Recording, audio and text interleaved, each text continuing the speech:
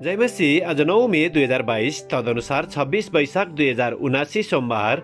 आज हामी माथिल्लो कोठाबाट हेर्नेछौँ। आजको शीर्षक छ प्रभु तपाईँ कहाँ हुनुहुन्छ। आज हामी परमेश्वरको वचन यशाया 53 को 1 देखि 5 सम्म पाठ गर्नेछौँ। हाम्रो समाचार कसले विश्वास गरेको छ र परमप्रभुको बाहुबल कसलाई प्रकट गरियो। उहाँको सामु कलिलो बोर्ड जस्तो र सुक्खा जमिनबाट निस्केको जरो जस्तो बढ्यो। उसित हामीलाई आकर्षण गर्ने न केही सुन्दरता न महत्त्व नै थियो। उसको अनुहारमा हामीलाई मनपर्ने केही थिएन। मानिसहरूबाट घृणित थियो र इन्कार गरियो। अफसोसमा परेको मानिस र कष्टसित परिचित। त्यो जस्तो थियो जसलाई देखेर मानिसहरू आफ्ना मुख फर्काउँछन्। घृणित थियो र हामीले उसलाई केही मोलका गरेनौँ। निश्चय नै उसले हाम्रा निर्बलताहरू बोक्यो र हाम्रा दुःख भोग्यो।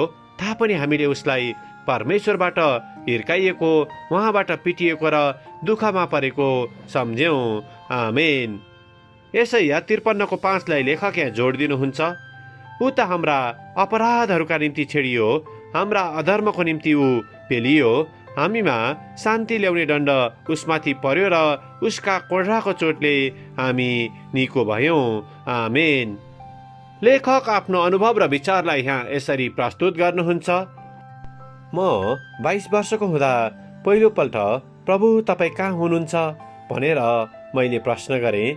त्यस बेला म ठुलो कार दुर्घटनामा परेको थिएँ र म बाँच्ने केवल 10% मात्र सम्भावना थियो। तर आश्चर्यपूर्ण तरिकाले म अहिलेसम्म धरतीमा बाँचिरहेको नै छु। अहिले मेरो जीवनको 60औं वसन्तमा प्रभुको कार्यलाई म सहज प्रकारले देख्दैछु। म विश्वासी घरानामा हुर्किएर 12 वर्षको उमेरमा प्रभुलाई स्वीकार गरेर विश्वासीको रूपमा जीवन जिउन थालेँ। म बालक हुँदा विश्वासी भएको कारणले सबै दुःखबाट सुरक्षित हुनुपर्छ भन्ने मैले गलत विश्वास गरेको थिएँ। तर यो विश्वासमा साधारणतया सत्यता भने थिएन। यो कुरा येशूको लागि सत्य भएन भने उहाँका अनुयायीहरूका लागि पनि सत्य हुँदैन। मेरो जीवनका धेरै शल्यक्रियाहरू र शारीरिक रोगलाई देखेकाहरूले सजिलै प्रभु मेरो जीवनबाट टाढा हुनुहुन्थ्यो भन्ने गलत अनुमान लगाउन सक्थे। तर यो गलत ठहरियो।